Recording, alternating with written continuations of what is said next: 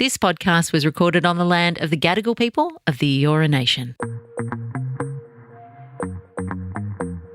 Hello and welcome to The Real Story with Joe Hildebrand. I'm Joe Hildebrand and this is the real story behind, one, why Paul Keating is still going ballistic about China almost 30 years after he stopped being Prime Minister. What is making him say crazier and crazier things? I will have all the background to that from sources who know the guy better than the guy knows himself. Also, we'll talk about how a Labor councillor in the UK ended up calling for protesters' throats to be cut. Yes, he not only called for them to be killed, but specified the very manner in which they were to be killed. And has Donald Trump lost his mojo? We'll be chatting to our very special guest, Paul Murray, about what next in the Trump versus Harris showdown extravaganza.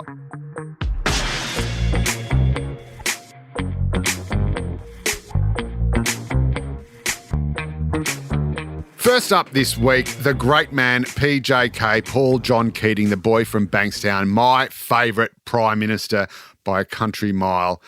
China just triggers him. He is all in with China. He made his sort of reputation as Prime Minister on pivoting towards Asia and Indonesia as well. There were some controversies there, of course, given the history with East Timor, but he's all in with Asia. He says, no, you know, UK, US, you're all just sort of colonial or imperial sort of, you know, historical backwaters now. Our future, Australia's future, lies with Asia. And that's all very good and forward thinking. And it was kind of fine then with China when we thought China was liberalising both economically and maybe even politically. But of course, that has all gone completely in the opposite direction now with Xi Jinping, who's declared himself leader for life. So he's basically a dictator. He's a card-carrying Marxist. But Keating has absolutely excoriated anyone who has dared to challenge China's power in the region, challenge China's ability to do whatever they want. And a few days ago on the ABC's 7:30, he did exactly that. He savaged the Albanese Labor government. That's right, his own colour, his own brand. And he savaged Foreign Minister Penny Wong. He savaged the AUKUS agreement, the security pact with Australia, the UK and the US. And he went absolutely ballistic comparing Taiwan to Tasmania. Have a listen. If we didn't have an aggressive ally like the United States, there'd be nobody attacking Australia. What this is all about is the Chinese laying claim to Taiwan. And the Americans are going to say, no, we're going to keep these Taiwanese people protected, even though they're sitting on Chinese real estate. Let me make the analogy. It would be like the Chinese saying to us, look, we think Tasmania has been forgotten and poorly treated for many years. We want to keep the sea route down the east coast of Australia through Bass Strait across to Perth and the Indian Ocean open.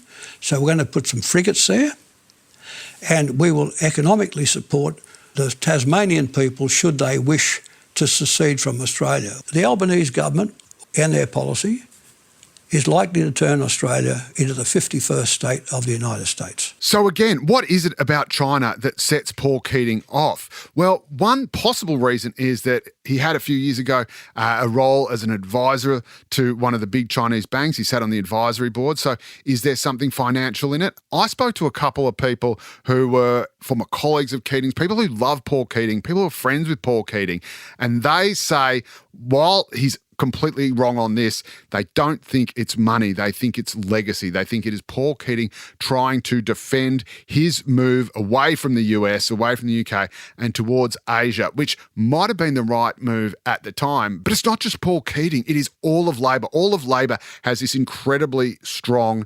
attachment to or connection with China, dating back more than half a century. Why? Well, it was the Labor Party that basically kind of became the first government to actually recognise China. Way back in 1972, Gough Whitlam, as opposition leader then, was the first leader of a major Western political party to say they would recognise it and to meet with Mao Zedong, Chairman Mao. Evil, evil guy. Horrible, horrible person. Also in charge of the biggest country on earth. Now, when Gough Whitlam went over there, Billy McMahon, the Prime Minister of the time, lampooned him. The press lampooned him. And Billy McMahon, of course, was the former Liberal Prime Minister. Also the father of Julian McMahon, who played Dr. Doom in the first Fantastic Four movie. So there you go. Tell that to your kids when you're tucking them in at night. Whitlam got absolutely excoriated by the government of the day, by the press. And then it turned out that Henry Kissinger, the diplomat extraordinaire for Richard Nixon, was doing the exact same thing for his boss, and that Richard Nixon was going to meet with Chairman Mao and recognise China. And this was the biggest diplomatic event of the post-war era in the 20th century. This was the biggest country in the world, which previously had been completely ignored by the international community. You do not exist, even though you're just sitting there, because you are illegitimate, because there had been a communist revolution that had overthrown the nationalists and sent them packing to Taiwan in 1949. And suddenly, the greatest superpower in the world, America, with a Republican president, was saying, you know what? This is stupid. Let's talk. You're in. You need to modernise. You need to liberalise. You need to open up your trade, and let's try and make you normal. And China, since that moment, has been becoming more and more normal, less and less evil in terms of its government, and it has been opening up to the world, as we all know. And Labor was right there. Labor was the canary in the coal mine. Even before Nixon went over there and did it officially, Gough had been there, was laughed at by the Liberal government of the day, and suddenly they couldn't laugh anymore when the Republican administration in the US was doing the exact same thing. So Labor sees this as this incredible foundational moment for its foreign policy. It says, we showed you, we picked the future, we were there, we did this. And apparently Gough Whitlam is still venerated in China even to this day. Apparently I've never been to China. I'm not sure if I'd get back out, but he is still considered a hero there. So this is something that is foundational to Labor, and is something that people on both sides of the Labor Party have carried in their bosoms. Gough Whitlam, of course, is a hero to the left of the party, even though technically he was a member of the right. But, of course, those days the left were actual communists, so, you know, it wasn't too hard to be a member of the right and still be a bit of a lefty. And Paul Keating is a hero of the right of the Labor Party, and people still love him, and they cannot understand why he is just going off the reservation. But part of it is protecting his legacy. Part of it is he's thinking beyond Xi Jinping, and he thinks, well, what if the Americans just pack up and leave? And then China turns around and says, oh, your little mate's not here anymore, is he? Huh? Maybe we'll just do whatever we want. Well, the problem is that's the purpose of AUKUS. That's why we have a security pact with them, so they don't just get up and leave. And what about all the other countries in Southeast Asia? China is not the only country in Asia, incidentally. There's some others, like Japan, Korea, like the democratic one, South Korea, Malaysia, the Philippines. All of them want the Americans to stay because the Americans are protecting them against China just doing whatever the hell it wants. An even bigger twist is that some of Paul Keating's former colleagues, friends, who desperately oppose his comments and his interventions, think that they still might actually be helping. Firstly, it could be helping the Albanese Labor government because by Paul Keating accusing them of being too anti-China, it shows the rest of the Australian public that, in fact, the government is strong on national security and is standing up for Australia. So it actually makes them look good. It makes it look like they're being attacked from the left. And the other theory, believe it or not, is that it's good for Australia to have Paul Keating talking this way because it makes China think that there are people in the body politic in Australia who are still on their side. So that's likely to make China less aggressive towards Australia and less inclined to throw up trade sanctions or, you know, military sanctions on the South China Sea or, you know, just invade us or whatever it is they're planning on doing. So there you go. Paul Keating, great former Prime Minister, terrible post-Prime Minister, wrong on China, but good for the country.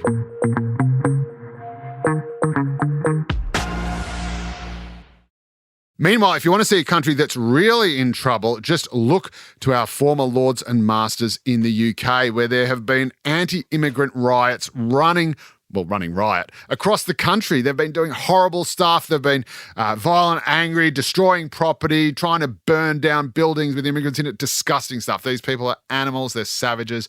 I hate them. They are just awful, awful people. And guess what? I also criticised the rioters in the Black Lives Matters protests, which means that I can say whatever I want about these knuckle-dragging savages and not be accused of hypocrisy, which is more than you can say about half the other people who were criticising these riots but said that the Black Lives Matter rioters were just freedom fighters. Yes, it's fine when Antifa, when they're burning down buildings in Portland, Oregon, which admittedly, if you are going to burn down buildings anywhere, that's probably the place. But anyway, point being, rioting is bad. Violence is bad. If you are a rioter, you are a political extremist, and all extremists are the same. Don't believe me? Just look at Adolf Hitler and Joseph Stalin. Extremist on the right, extremist on the left. What do? They sign a pact of steel and they invade Poland together. In this case, we have obviously all these horrible, horrible anti-immigrant rioters. There is a legitimate sort of, I suppose, anti-immigrant anxiety in the UK among working class people who are worried that, floodgates are open, they're taking their jobs or they're changing their culture. That is totally understandable. That is a different thing to these actual full-on card-carrying activist, white supremacists or racists or just ugly, dumb, violent thugs who are leading these rampages across the UK. They are terrible, terrible people. But what happens when the progressives, the good guys, who are trying to stop them, do exactly the same thing? Well, that is what happened at a counter-protest in Walthamstow, east of London, just a few days ago. An elected Labor politician, local government representative, say this. We've got children and women using those trains, destroying the summer relatives. They are disgusting, nasty bastards, and we need to cut all their throats and get rid of them all. So again, that was Labor councillor Ricky Jones, former Labor councillor, you might not be surprised to hear, he's been suspended, not only calling for the demonstrators to be killed, but actually saying their throats should be cut. And this is not even a supposedly extreme, far-left, commie radical activist. This is a member of the party that just got elected to government in a landslide. This is the Labor Party led by the moderate Keir Starmer. This isn't even Jeremy Corbyn's Labor Party. Jeremy Corbyn's not even in it anymore. And yet you have a Labor councillor caught on video saying these obscene and terrible things, allegedly. Now, he has since been arrested. Police went to his house, they arrested him, and they charged him with incitement to violence. Again, these are all just allegations. He was allegedly caught on video. He allegedly said all those things that you just heard him say, and police have now charged him and will let justice take its course. But again, this is a 57-year-old man, an elected local representative, a politician who, until he said this stuff, was a member of a mainstream political party that just won a landslide in the UK. How does this happen? Well, I'll tell you how it happens. And it all goes back to the ancient Greeks. The ancient Greeks knew a thing or two about politics. In fact, they invented democracy. They decided in what is probably the most incredible foundational moment in all of human history in terms of politics. They decided, you know what? One man, one vote. Women didn't count, obviously. They got the vote, a couple of thousand years later. The Greeks decided that all men were equal and that they should have equal say in how they're governed. Meanwhile, they're owning slaves. They got heaps of slaves everywhere. Athens is full of slaves. And how do they have slaves while still saying that all men should be equal? Well, they didn't think that slaves were really men. They considered anyone who wasn't Greek, anyone who wasn't part of the Greek-speaking world, barbarians. And so it was okay because they're not really men. It was a bit like how Christians and even sometimes Democrats justified the African slave trade just a few centuries ago. Say, oh yeah, but Africans, they're not quite human. So, they don't have to be, respected as part of God's divine creation.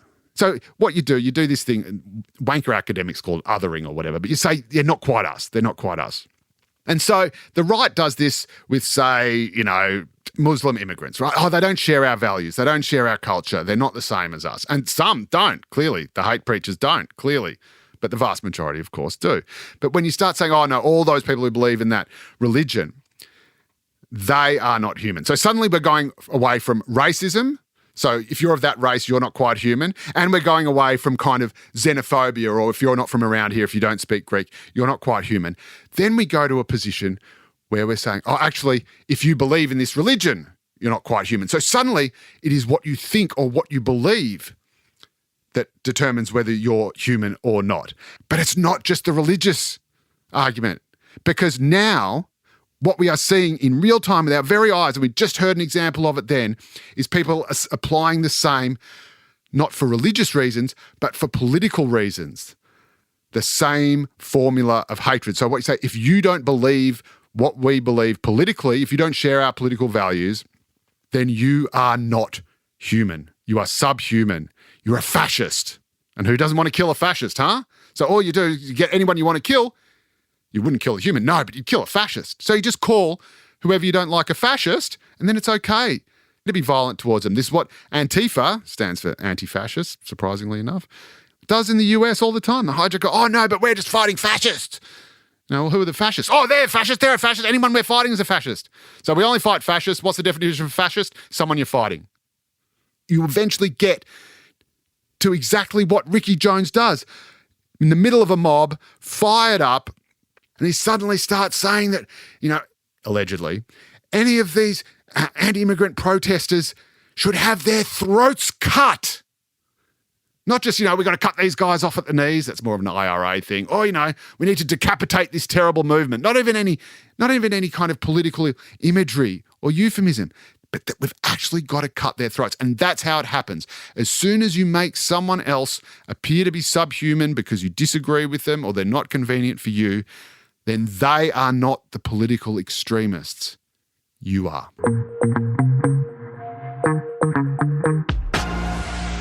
The other big story in news and politics this week is kind of not a big story at all. It's a kind of nothing, which is how Donald Trump's campaign is going.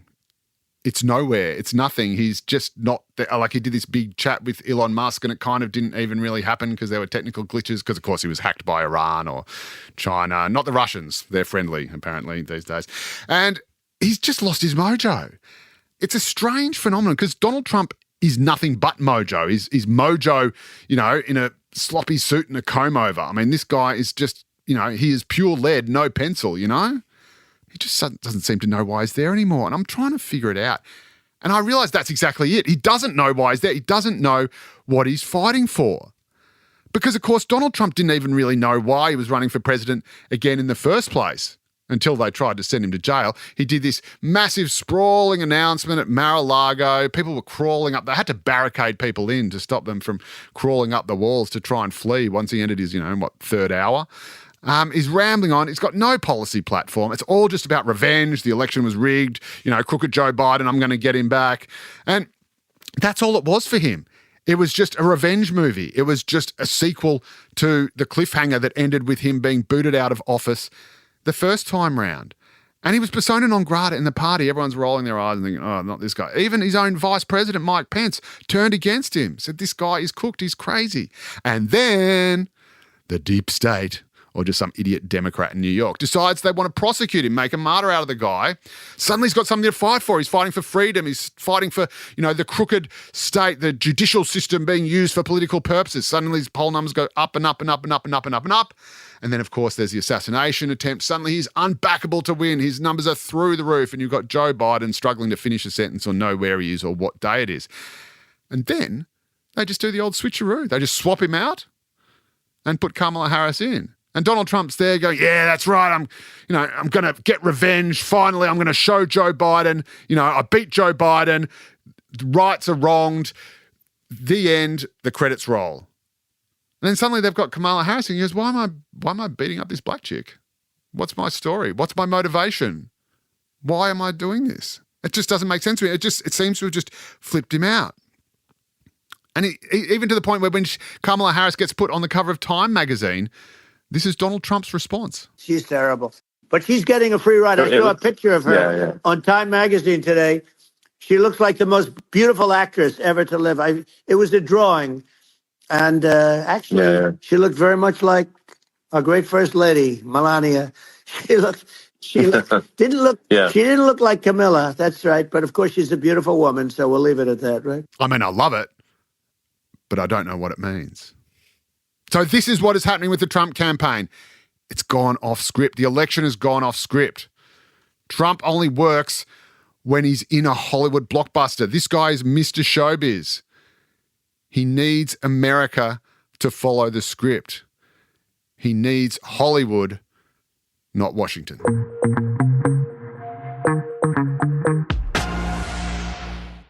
My very special guest for this week, he knows absolutely everything there is to know about US politics. You think you've taken a deep dive before. This guy is walking along the Mariana Trench. Paul Murray, the host of Paul Murray Live on Sky News, 9 o'clock every Sunday to Thursday, not quite every weeknight, the new weeknight. You can catch me on there as well every Tuesday night. And he joins me live in the studio now. Hello, my friend. God love you, big cuddles, all the rest of it. Sensation? How exciting to be between people's ears. Yes, I love being between people's ears. It's gorgeous wherever you are. Thank you for listening right now. If you're scrolling while you're doing it as well, God love you.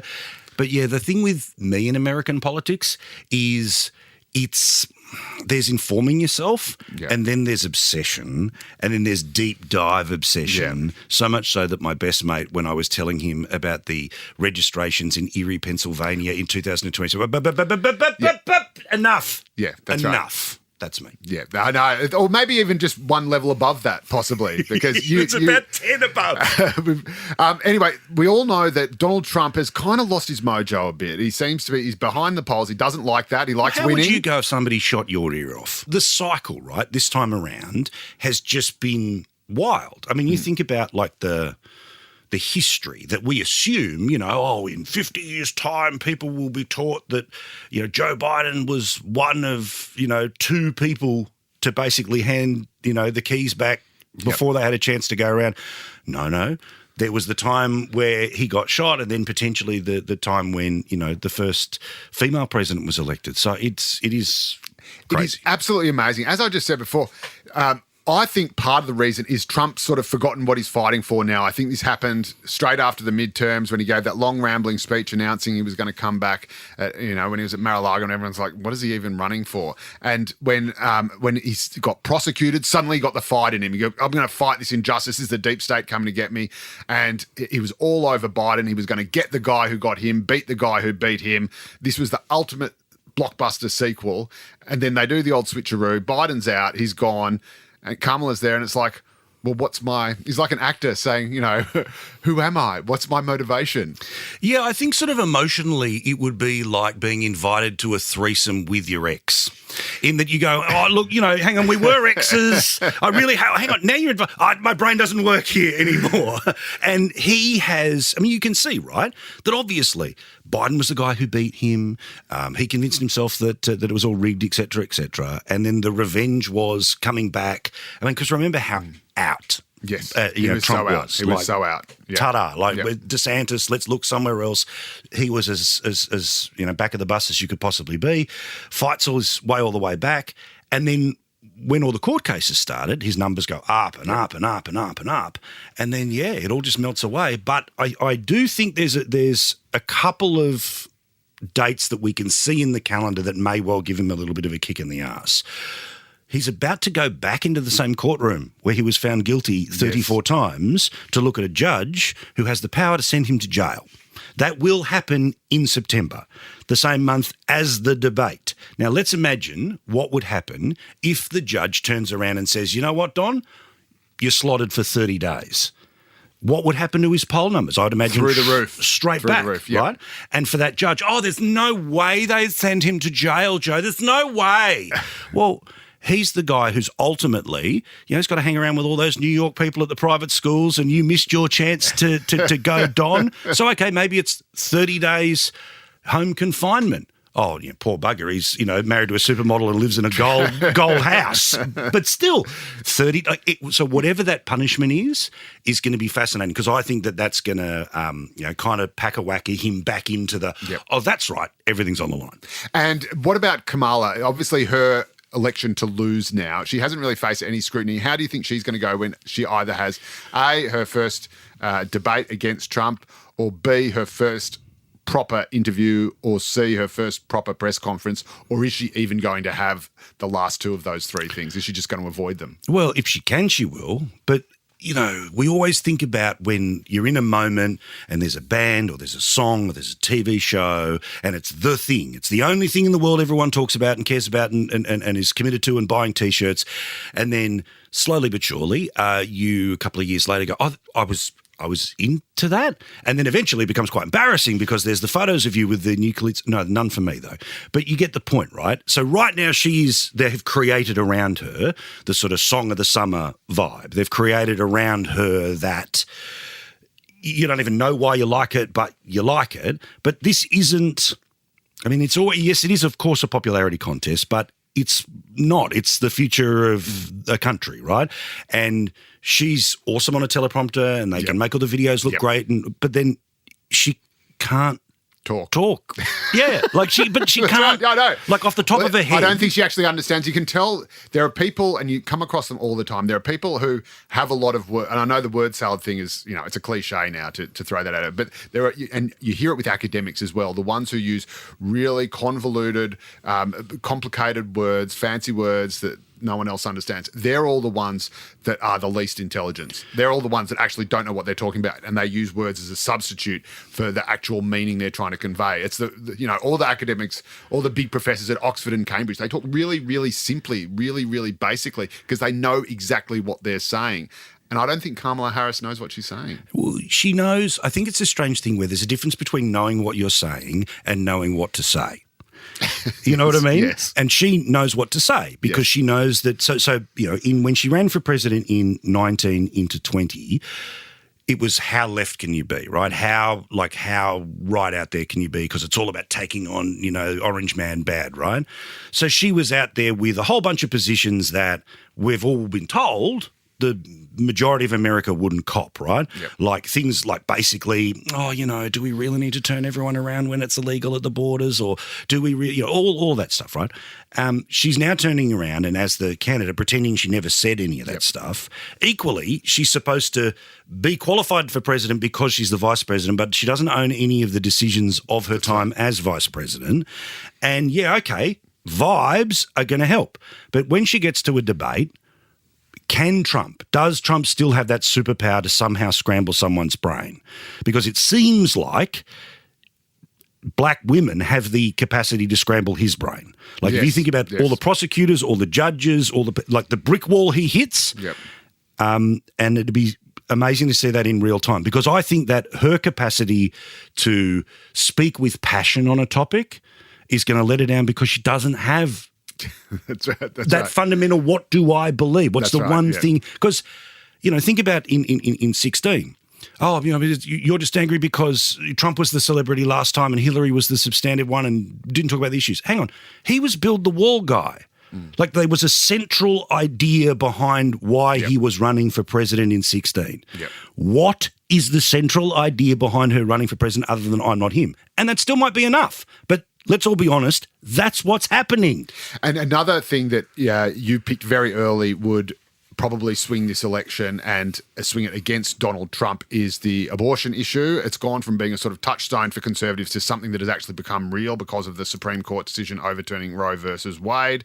And now abortion is on the ballot at this presidential election and in some very interesting states. Take us through what you've been pulling up. So this all goes back. George Bush going for re-election 2004.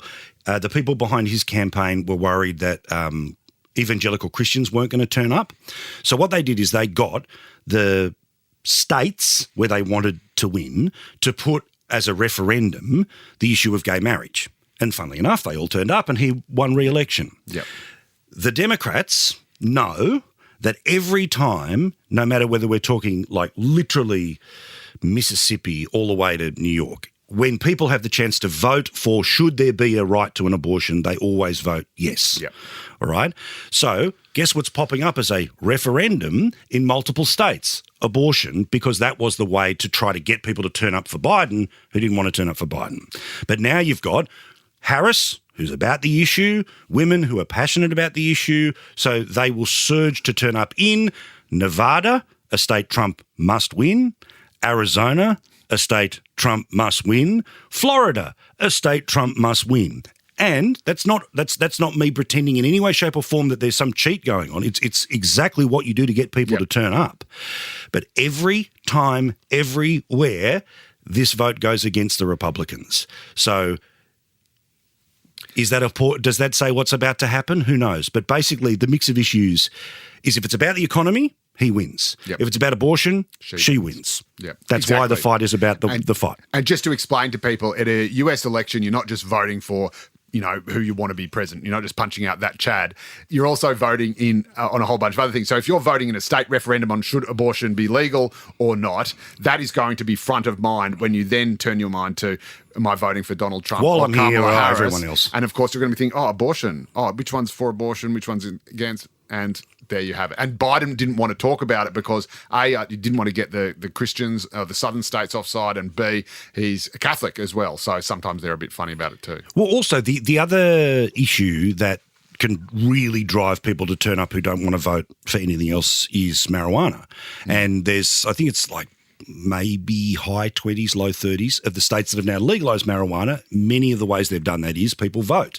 So again, a way to get people who would traditionally vote Democrat to turn up is to put something else there. The Republicans haven't been able to work it out because they thought that the entire election was about Joe Biden melting before our very eyes. Wicked Witch of the West is melting. Already has. And I'm fascinated. There'll be a book, podcast, whatever, in a couple of years' time where we'll all learn together whether the early debate was set up by the people who wanted to expose how bad Biden was in order to flick him or something else. That is just such 4D chess. I love it. And another thing that has come across your desk is now that Joe Biden has been flicked, now that 4D chess strategy, if it has worked and he's gone, suddenly it's ding, ding, ding, ding, ding, bring out your dead, bring out your dead. They are taking out the trash. And the New York Times has just discovered this amazing, amazing story. Well, you remember how Joe Biden, nothing to do with Hunter Biden's business. In fact, was Hunter Biden even doing businesses? And I don't mean potentially cocaine in the White House. Yeah. Allegedly. And that was the fun stuff, Yeah, correct, like, right? Fine, But do your Lady White in the White House, but leave Ukraine out of it. So what a surprise that a bloke who was a self-admitted crack addict, at the height of being a crack addict, was offered by a Ukrainian energy company a chance to sit on the board of running the Ukrainian energy company, being paid millions of dollars. I mean, that's what I would offer my local crackhead at the height of their addiction. But because he was the son of the vice president, perhaps the reason why was so that when you see the name Biden, sure, it's the son, but still you see the name Biden on a phone. Oh, okay, all right, he's the vice president. He's vice president's kid. I'm going to answer. New York Times has just revealed that the Biden administration has just released proof that when he was working for Burisma, he was picking up the phone trying to get energy deals out of other countries. The entire reason, the entire point, the entire conspiracy, the entire, cooked idea that he was being paid money just to give access to his dad, guess what? They had the receipts, and now the old man ain't needed anymore.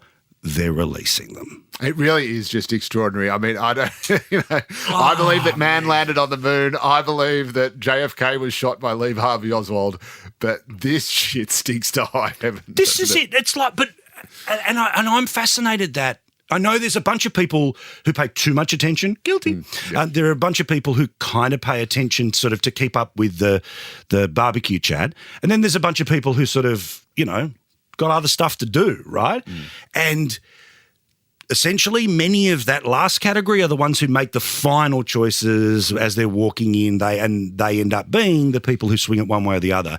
And it shits me to high heaven that for those of us that pay too much attention, it's right in front of your face. Oh, come on, Paul. It's Russian disinformation. Everybody said so. There's no story. Not even his laptop. Correct. He's probably more of an iPad guy. Yeah. So right now, I think despite all of that, Harris is in front, no question. But Trump can still win, right? Because I was listening to Nate Silver, the stats guy. Yep. Again, why am I dropping a name no one cares about? Anyway, there's a stats guy who's really good in America. And he's talking about how when you have a look at a poll or a forecast, if it's 55-45, it's still coin flip, right? And right now that's where it is. It's coin flips everywhere. So she could run the table on him, he could squeak out, or the other way around. But if she melts at a debate, if he gets sentenced to jail and a whole bunch of other weird stuff comes out, he's just as much in it. But he's got to stay in the fight rather than sort of give up, which is that Musk thing and the 2-hour phone call that 1 million people were asked to listen to live. Come on. Yeah, I'm not sure if that's swinging any undecided voters also, somehow. Why not just film a chat and upload it? Yeah. Like if you do it live, then everyone's going to turn around and we all know all the haters are going to want to turn around and talk about the technical failure rather than anything that was said on the call. It was a Chinese hack. Of course. Russian disinformation. Russian disinformation. Paul Murray, super genius. No, just super obsessed. Let me out. Super nerd. I'm like, you know that nerd who's like a super coach player who's always banging on about, oh, mate, I just changed my fullback. No one cares, but thank you for letting me out of the house, Right. Joe. We got a whole bunch of graphs and pie charts just over there if you want to go and deep dive into them. And I'll see you next week on Sky. See you, champion. Love you. And a very special question time this week because the question is, Joe, which firebrand independent is running a candidate in New South Wales at the upcoming federal election who could slightly upset the apple cart? And what a fine question it is. I can reveal the answer to that.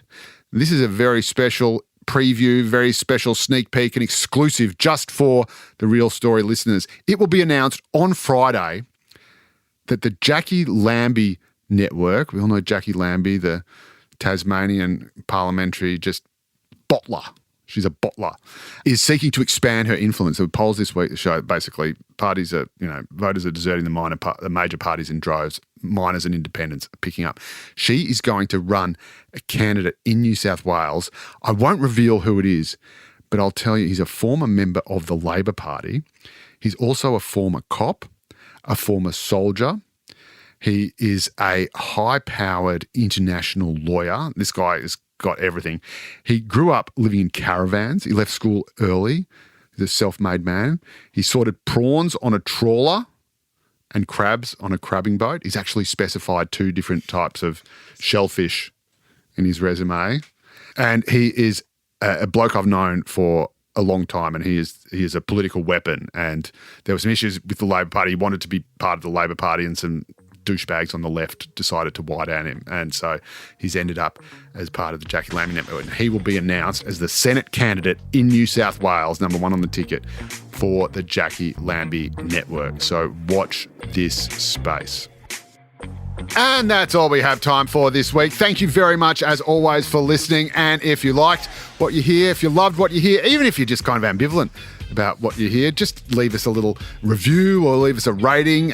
If you hate what you hear, you don't like what you hear, say nothing. Of course, if you want to get in touch, you can just email us at therealstory@novapodcasts.com.au, or you can find me on Instagram, where all middle-aged men having a midlife crisis go to die. My handle is @Joe_Hildebrand. Ask us anything you want. If you want a subject covered on the podcast, more than happy to do that. All your questions answered. You can always catch me in the Daily Telegraph and other News Corp mastheads around the country on Mondays and Saturdays. I'll see you next week.